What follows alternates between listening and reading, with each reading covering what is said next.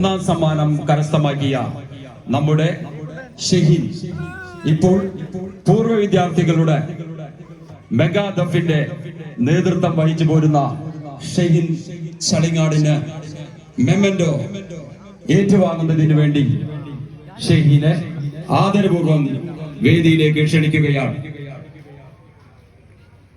Memento കൈമാറുന്നത് ഉസ്താദ് അബ്ദുൽ ജലീൽ വാടാനപ്പള്ളി, അദ്ദേഹത്തെയും വേദിയിലേക്ക് ക്ഷണിക്കുകയാണ്.